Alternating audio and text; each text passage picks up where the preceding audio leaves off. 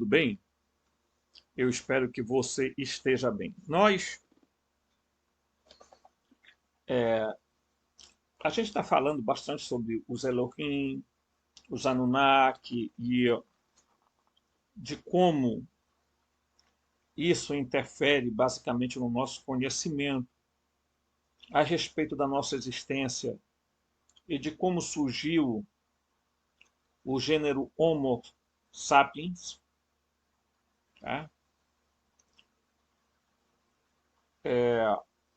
Se houve ou não uma intervenção genética para criar o homem moderno, dado que a ciência e a arqueologia, principalmente, dizem que a Suméria é, diríamos assim, a civilização que apareceu do nada. Então, portanto, não se tem dados de uma outra civilização. Existe questionamento de algumas pessoas que dizem que teve uma civilização antes, né? Inclusive há os defensores da ideia de que aqui no Brasil tinha uma civilização que é mais antiga que os sumérios. Né? Que eles seriam os Murios e a cidade seria Ratanabá. Bem, eu não vou discutir isso sob pena de cometer injustiça. Né? Os esotéricos dizem que houve a Lemúria, houve o continente de Mu, a Hiperbórea, a Atlântida, e aí vai aparecendo outras correntes falando de civilizações existentes. Porém, historicamente, o que se tem é a respeito da Suméria. No entanto, nós sabemos que quando os Elohims, os Anunnaki, montaram sua base para seu estabelecimento aqui na Terra base, eles estabeleceram três grandes Idim, que na Bíblia é chamado de Éden. Tá? Então, houve três grandes Éden. Éden. Um na África Central, outro na América Central e outro no Oriente Médio. Portanto, houveram três focos de civilizações diferentes. Ok? Há pesquisadores que disseram que o continente de Mu e o continente de Atlântida ficavam aqui próximos, tá, das Américas. Eu não vou. Tem um livro, inclusive, né? O Continente Perdido de Mu. Você vai ver lá que ele vai expor um mapa exatamente mostrando a possibilidade de Atlântida e Mu estarem separadas apenas pelo continente americano. Elas estariam aqui próximas. E se você der uma pesquisada por aí, você vai ver que há pesquisadores que defendem a ideia de Atlântida perto de Cuba. Portanto, aqui perto da América Central, aonde deveria ter um Gran Éden.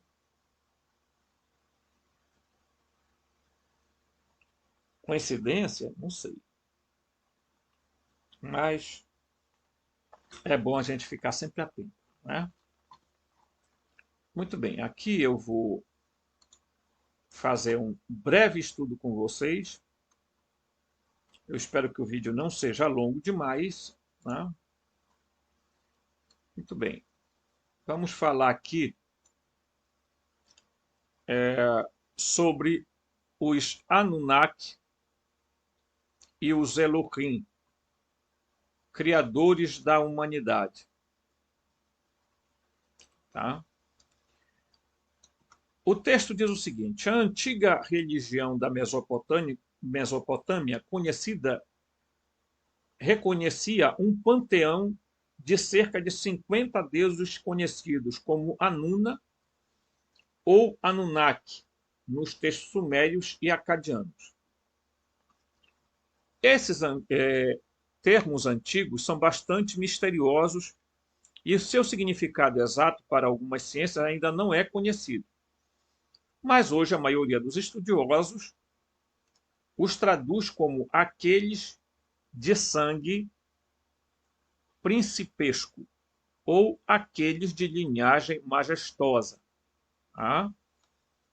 A tradução dessa palavra Anuna ou Anunnaki ainda é muito incerta. Né? O Zacarias Sitchin dizia que Anunnaki queria dizer aqueles que desceram do céu. É certo, o que é certo é que o seu significado inclui a noção de que esses 50 deuses são descendentes de Anu. Tá? São descendentes de Anu, o deus do céu, o rei do panteão, e, portanto, são uma linhagem celestial. Outras interpretações propostas incluem aqueles que vieram do céu para a terra, e os deuses do céu e da terra, já que em sumério céu é Ki. Céu e Ki é igual a terra. Os Anunnakis eram altos deuses de linhagem real, pertenciam ao conselho celestial. Cada divindade desse grupo tinha o seu lugar no céu e também sua própria cidade ou região na terra aonde seus seguidores os adoravam. Os deuses mais importantes do panteão eram Anu, rei do céu e pai de todos os Anunnaki; Enki, o filho mais velho de Anu, o deus da sabedoria, da benevolência e das águas da vida; Enlil, o filho mais novo de Anu, um bravo e comandante militar; Nusark, meia-irmã de Enki e mãe da vida; e Marduk, o filho primogênito de Enki e o grande deus principal da Babilônia. Ok? De acordo com os textos da Mesopotâmia, os Anunnakis criaram o homem à sua imagem através do seu próprio sangue divino. Isso está lá, inclusive, descrito na Bíblia. Façamos o homem à nossa imagem, segundo a nossa semelhança. Tem um vídeo meu comentando sobre isso. Tá? Eu ainda não fiz playlists de vídeo, mas eu comento em alguns vídeos sobre exatamente essa expressão usada na Bíblia: façamos o homem à nossa imagem e semelhança. Em um degrau abaixo do Conselho Celestial de Anu, estava um grupo de deuses menores chamados Zigig. Tá? Os Zigigs, essas divindades, eram trabalhadores subservientes aos Anunnaki. Diríamos assim, eles eram os mensageiros, os anjos, se você fizer um paralelo. Tá? Os textos antigos relatam que os Zigigs se cansaram de suas exaustivas e intermináveis tarefas na terra e decidiram se amotinar em protesto. Então, portanto, greve não é de hoje. De acordo com as mesmas histórias, após a revolta desses deuses menores, Enki do Conselho Celestial propôs a criação do homem para substituir os Igigues em seus árduos trabalhos. Para que é que foi criado o homem? Alguém perguntou qual o propósito da nossa criação. E eu disse assim: o propósito da nossa criação é servir aos deuses e aos seus descendentes.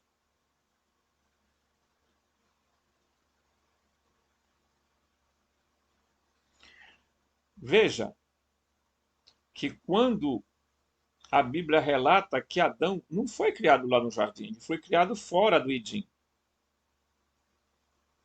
Provavelmente existia dentro do Gran Éden um espaço chamado Éden, que é jardim. Eles pegaram o Adão, criaram em algum outro ambiente e colocaram no jardim. Para quê?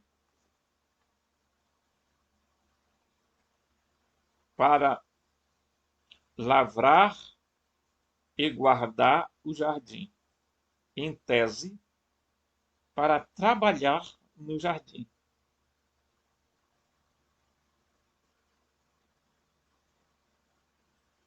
Os humanos foram criados para substituir os igigues.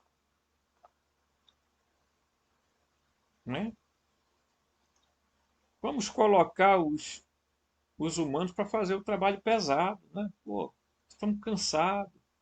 Vamos fazer geneticamente um grupo de seres que possam fazer o trabalho pelos igigues. Né? Como eles já existiam aqui,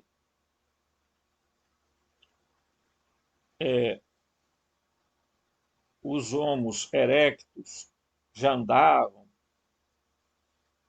eles perceberam que já existia um ser que estava já em desenvolvimento.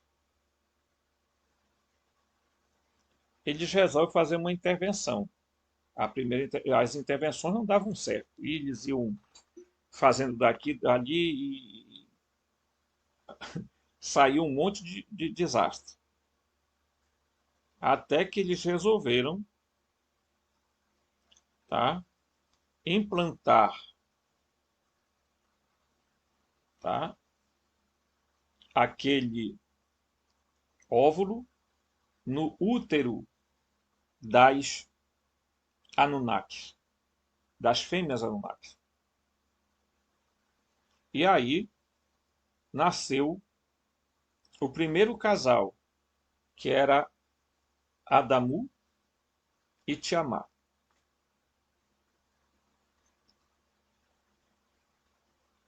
Tá? E aí eles começaram a colocar o Adamu e a Tiamat para começar a gerar filhos, tá? Para poderem trabalhar. Eles queriam produtores, trabalhadores, para servir a eles. Ok? Aí depois tem toda uma história que ainda eu vou comentar com vocês em outros vídeos. Bem, é mais provável que o termo zigig signifique o quê? Vigilante, derivando das raízes igi, ver, e gi, cercar, né? Então, zigig pode significar vigilante.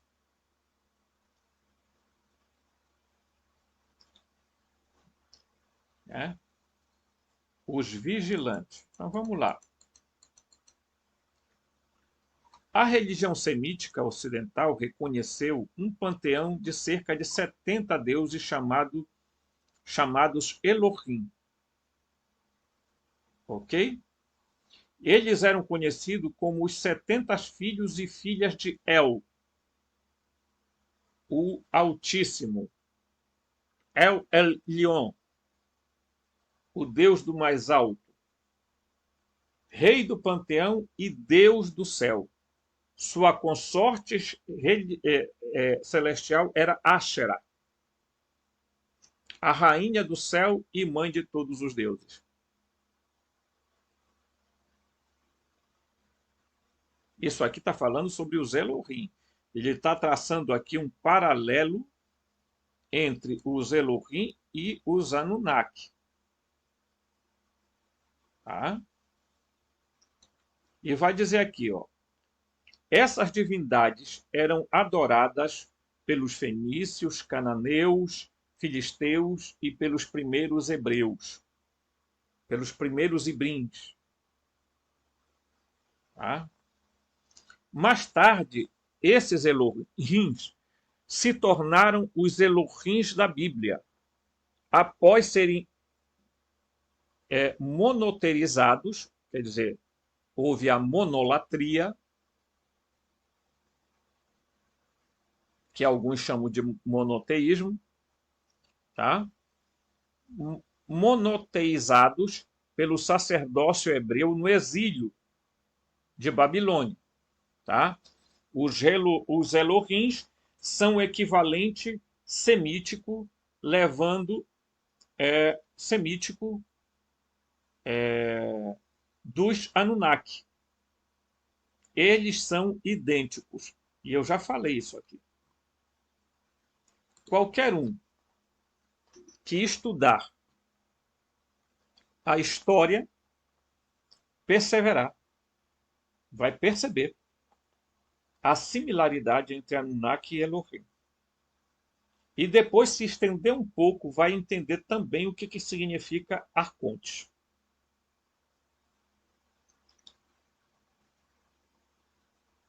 Tá?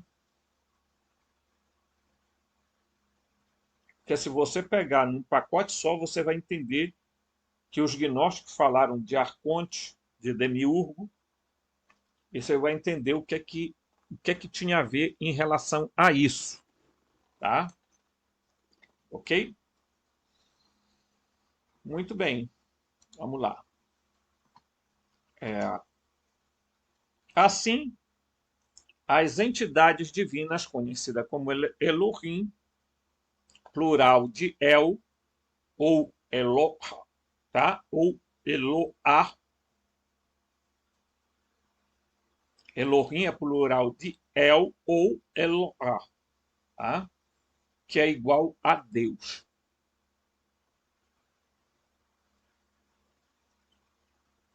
El é Deus, singular. Tanto El como Eloah. Elohim é deuses.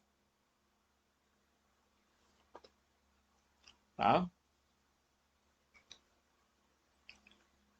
Que aparecem no Gênesis e dizem: façamos o homem à nossa imagem e semelhança, são os mesmos Anunnaki, dessa vez em sua forma semítica. Pegaram lá as histórias do Enu-Medish, Gilgamesh, colocaram na Bíblia e deram um nome diferente. Tá? Assim, as entidades divinas conhecidas como Elohim, lembremos que, diferente dos hebreus, cananeus, assírios, babilônios e acadianos, que compunham a cultura semítica, os sumérios falavam uma língua totalmente diferente das línguas semíticas, por isso usavam termos diferentes para se referir aos deuses. É por isso que há diferença na palavra Anunnaki com a palavra Elohim, simples assim. Mas em si, o conteúdo, em si, tudo que está por trás é a mesma coisa. Tá? Os principais deuses do panteão Elohim, e aí vamos ver aqui quais eram os principais deuses. Tá? Vamos lá. Aqui, ó. El, o Deus do céu, pai de todos os deuses, e mais tarde se tornaria conhecido como Javé na Bíblia hebraica, porque fundiram, tá, o El com Javé, mas El não é Javé, nunca foi. Javé é um Elohim, filho, provavelmente, de El. Tá? Ácera, a esposa celestial de El, que mais tarde seria denegrida como uma deusa estrangeira e expulsa do culto a Javé na época dos profetas bíblicos. Vão tirar a Ácera. Mas ela foi muito cultuada. Baal, tá? Deus do trovão, o jovem guerreiro, representado pelo bezerro. Vamos lembrar, eu já fiz aqui um vídeo e expliquei. Tá? Enlil é Javé. Enki é quem? Enki é Baal. Tá? El é El, El Elion. Os outros Elohims, filhos dele, um é Javé, que é o mesmo Enlil, o outro é Baal, que é o mesmo Enki. Tá? Muitos dos Elohims do panteão semítico têm suas contrapartes diretas no antigo panteão sumério. Nas línguas semíticas levantinas, como o hebraico e o cananeu, a palavra El ou Eloá significa Deus. Vem da raiz proto-semítica chamada Ilu, tá? Que significa alto ou poderoso. Por isso que a tradução da palavra Elohim também pode ser poderosos. Os poderosos. Tá? O termo equivalente para Elohim em acadiano é Ilan. Ilan, deuses. Ilan. Elohim, Ilan, deuses. Elohim, Ilan, deuses.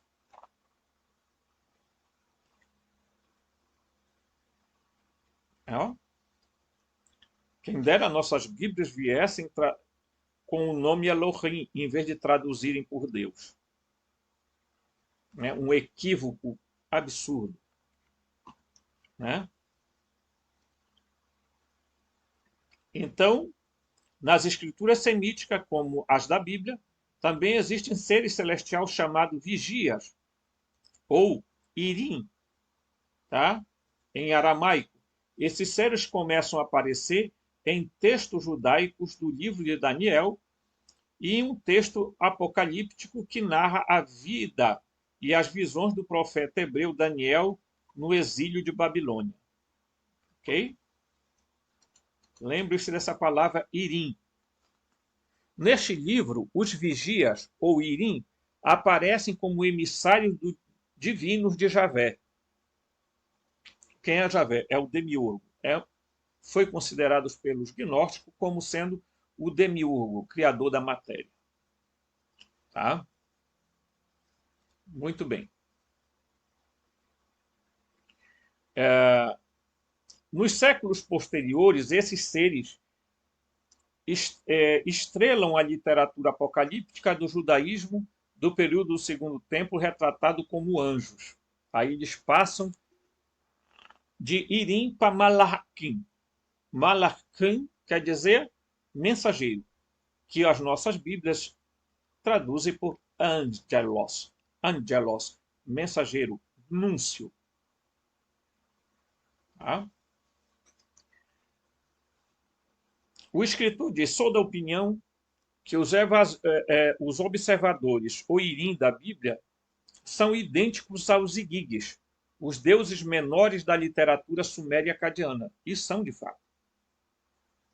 Em segundo lugar, tais seres só começaram a aparecer na escritura hebraica após seu contato com a cultura da Babilônia devido ao exílio. Os babilônios viviam no coração da Mesopotâmia e herdaram diretamente a cultura religiosa e literária suméria acadiana. No entanto, é importante notar que na religião mesopotâmica original, os igigues nunca foram simples anjos ou mensageiros, mas deuses idênticos no sentido pleno da palavra. Então, os igigues, eles eram deuses em grau menor, divindades em grau menor, mas eram divindades. Tá? Aí, nós estamos aqui, vamos lá, dar mais um salto aqui no texto. Os deuses do panteão. O panteão sumério é o mais antigo da terra da Mesopotâmia, berço da civilização, e formaria a base dos panteões das culturas posteriores no Oriente Médio. Assim, há muitas semelhanças óbvias entre os panteões dos sumérios, dos povos semíticos, dos primeiros povos indo-europeus, como os hititas, e mais tarde dos povos do Mediterrâneo, como os gregos. É a mesma coisa, gente, mesmo. Se você pegar a história grega, o panteão grego, o panteão semítico, o panteão babilônico, o panteão sumério, você vai ver, é idêntico. São os mesmos, as mesmas figuras. Tá? Vamos dar uma olhada nos perfis de alguns dos deuses mais importantes do panteão sumério e fazer a comparação entre as culturas. Então vamos lá. Tá? Anu, o rei celestial.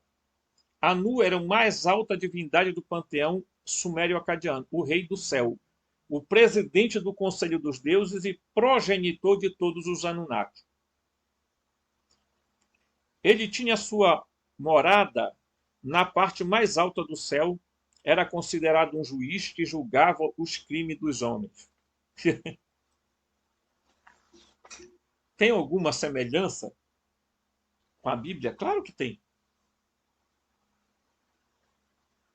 Salmo 82. Salmo 82. Tá? Salmo 82. Eu vou pegar aqui, tá? Uma Bíblia só para a gente ler, gente. Tá? Vamos pegar essa aqui. Salmo 82. Deixa eu pegar aqui.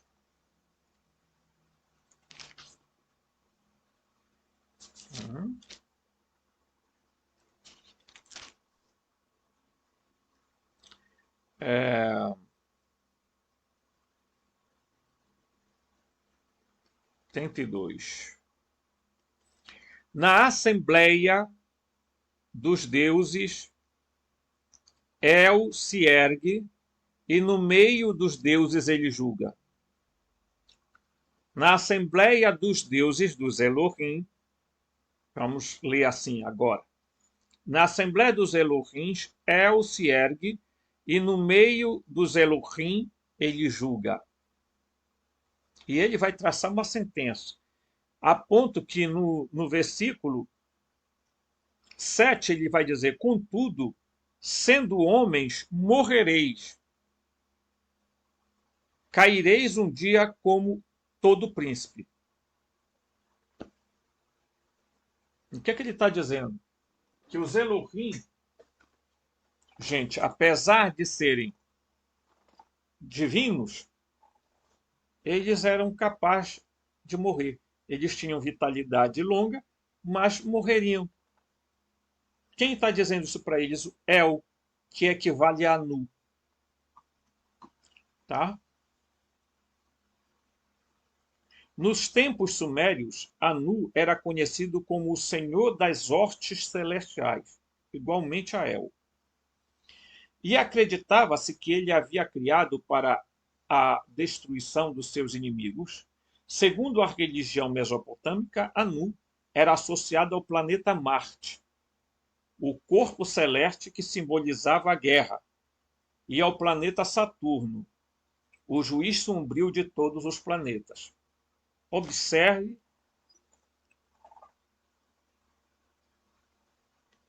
a relação desses deuses com os ditos planetas.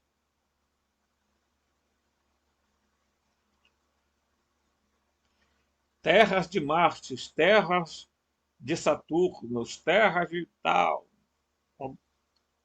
Eu tenho um vídeo falando sobre isso aí, muito esclarecedor. Tá? Os textos relatam que Anu era um deus bastante misantrópico, com uma natureza cruel e deliciosa. Apesar de ser o deus supremo do panteão, Anu não era o motor principal de toda a criação, mas um ser criado como todos os deuses do panteão. Observem, aqui está o X da grande questão.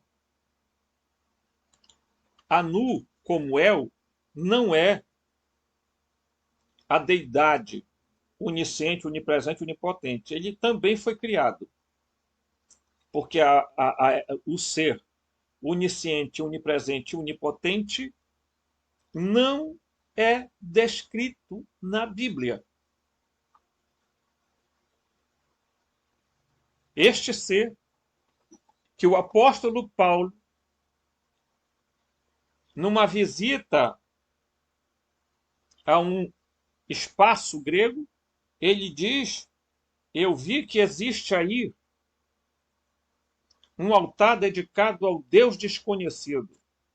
E ele vai dizer: é nesse Deus que nós nos movemos, existimos e somos.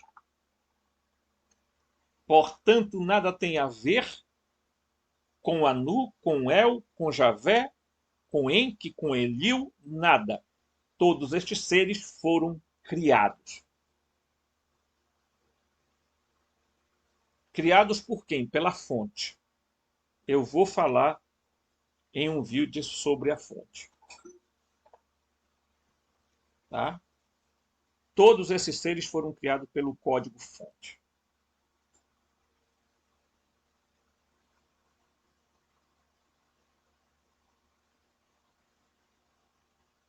Portanto, El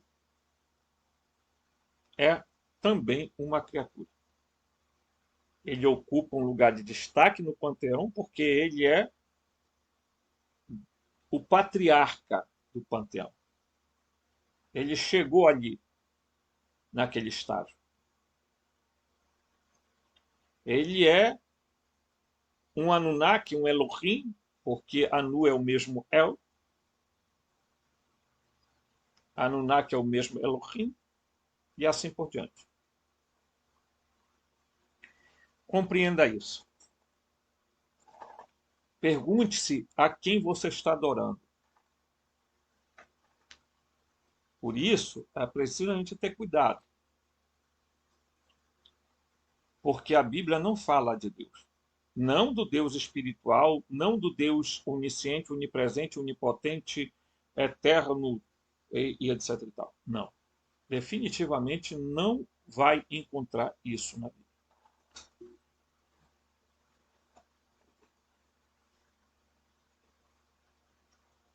Tá? Sigamos. Vamos já findar. Tá? Anu foi gerado no céu pelos deuses primordiais Anshar e Kishar. Portanto, olha, Anu foi criado por Anshar e Kishar. Tá? Eles são criaturas. Eles foram criados. Tá? Vamos seguir aqui.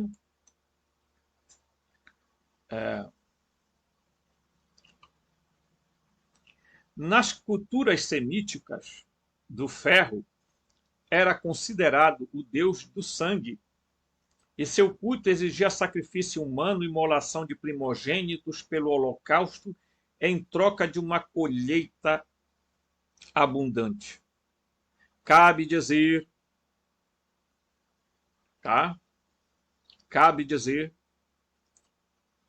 que Anu acabou se tornando El, né? El e Anu eram considerados as mesmas divindades pelos povos semíticos da Mesopotâmia, como pelos babilônios e assírios. Tá? De fato, a língua acadiana e a língua semítica mais antiga, o ideograma cuneiforme do deus Anu tinha 2 valores fonéticos e podia ser lido como Anu ou Ilu. Ou Ilu. Tá? Que depois também vai desembocar na palavra Ilá, Alá. Tá? Sabe-se que a antiga raiz semítica de Ilu é a origem à denominação divina de Il, em ugarítico fenício, e El em cananeu. Em hebraico, mais tarde, o próprio El é a versão semítica de Anu, se tornará o deus bíblico El ou Elohim, apresentando-se como o Altíssimo, o único Deus digno de adoração e louvor. El Elyon, o Deus do mais alto. Por isso que no vídeo que eu falei sobre Jesus, eu mostrei que Jesus é filho de El Elyon e não filho de Javé. Tá? Certo?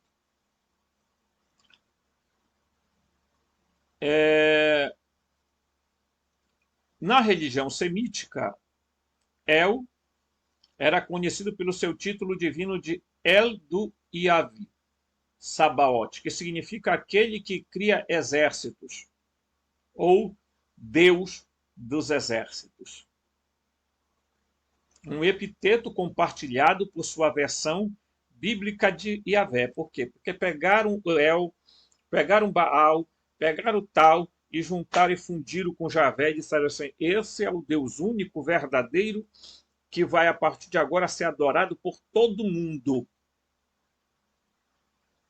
Sendo que, na verdade, em Deuteronômio 32:8,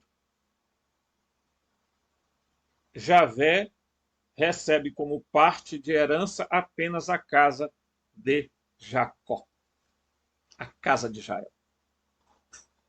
Mas tornaram ele o Deus de todo a terra. Raras exceções.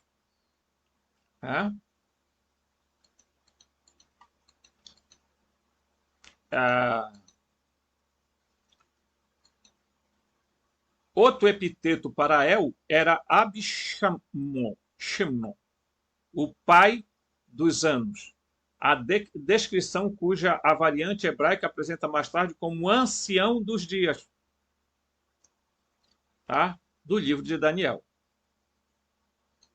Enfim, Anu e El são idênticos, sendo da mesma entidade desde o princípio, e logo se converteu no Deus bíblico Javé. Tá? Vamos pegar aqui Enki, o príncipe sábio. No panteão sumério-acadiano, Enki era filho mais velho do rei Anu, ou de El. Portanto, Enki é equivalente a Baal. Tá? Vamos ver se o escritor confirma essa nossa tese.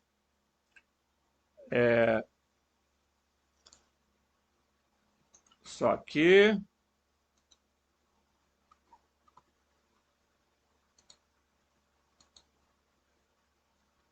Tá? Ele fazia parte da tríade mais alta do panteão, tá? Junto com seu pai e meio-irmão Enlil. Ele foi conhecido como o deus das águas, do Abzu, o local da criação da vida humana, de acordo com os textos antigos, uma divindade da ciência e da sabedoria, e construtor de grandes civilizações, um mestre da magia e dos mistérios espirituais e dono da árvore do eu, o termo sumério que se refere ao conhecimento celestial dos deuses, equivalente ao mesopotâmico árvore do conhecimento do bem e do mal do livro do Gênesis, do hebraico posterior. Ele era amado como o grande pai da humanidade, sendo o criador do homem e um Deus benevolente que sempre amou a raça humana. Basta ler o livro perdido de Enki. Tá? Além disso, Enki era o senhor do santuário de Eridu, sua cidade sagrada localizada na terra de Edim, entre os grandes rios do leste. Esse santuário foi o precursor sumério do Jardim do Éden na Bíblia. Tá? Já falei sobre isso. Seus apelidos mais conhecidos eram Nudimu, que significa criador, Unshungal, um epiteto sumério equivalente à grande serpente. De acordo com relatos da Mesopotâmica, Enki é o Deus que deu ao homem a ciência e a civilização. Nos relatos mais antigos da criação, como Eridu, Gênesis e o poema de Atrahasis, entre outros, é Enki quem cria o homem, Adamu, por meio do sangue divino e da alma dos deuses. O criador da humanidade não é Anu Javé, até porque já não é Anu é equivalente a El. Javé é equivalente a Enlil e Enki é equivalente a Baal. Tá?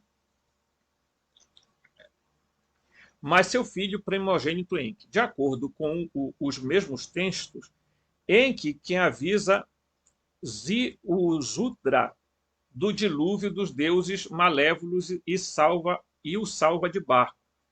Tá? É ele quem vai avisar quem? Noé. Tá? Olha só.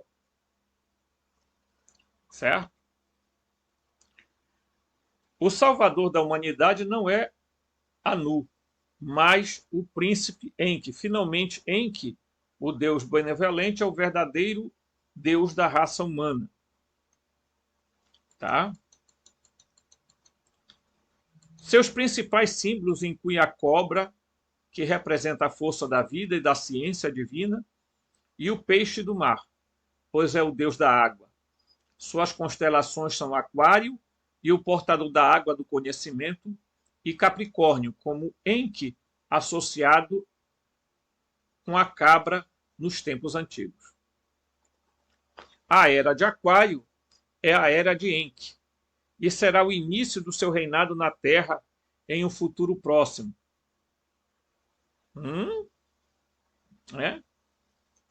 No Egito, ele era conhecido como Ptah. O nome egípcio significa mestre construtor.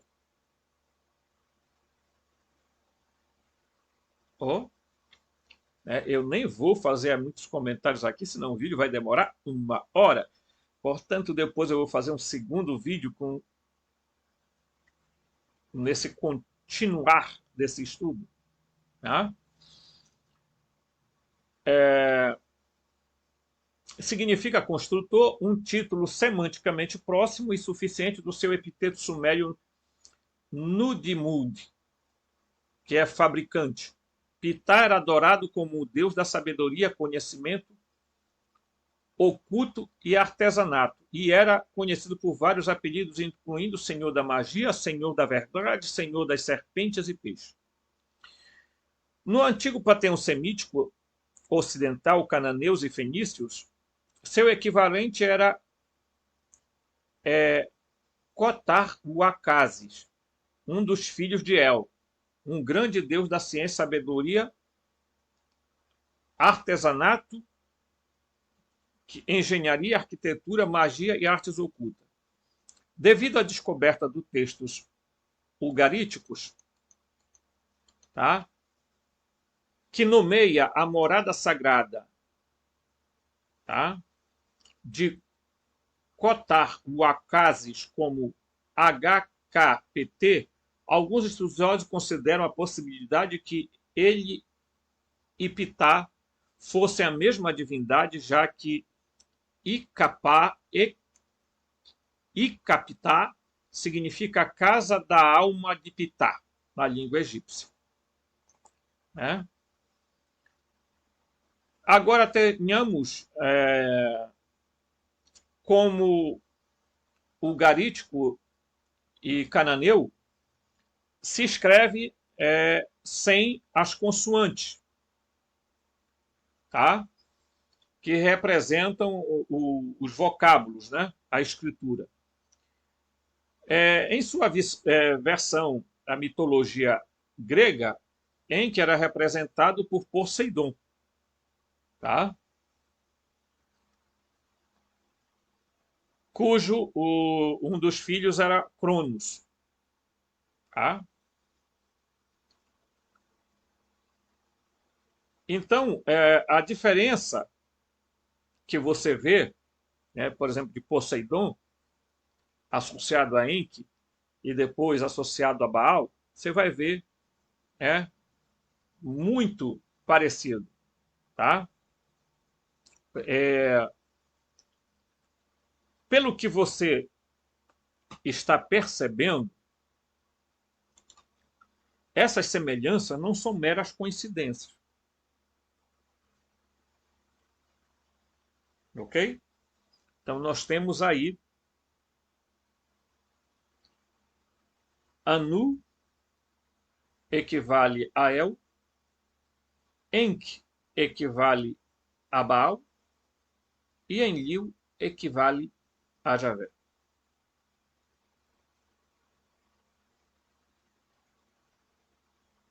Segundo a visão de alguns estudiosos. Você verá que, em matéria das tábuas da Suméria, há sim divergência entre muitos estudiosos, uns interpretam de um jeito, outros interpretam de outro. Quem se destacou muito nisso foi o Zacarias, né? Zacarias Sint, né? Talvez essa não seja a pronúncia correta, mas eu estou fazendo aqui um aportuguesamento do nome. Né? Então, ele difundiu muito a teoria, né? E por que é importante a gente fazer esse estudo e comparar os Anunnaki aos Elohim? Porque se você vê o meu vídeo a respeito Jesus é filho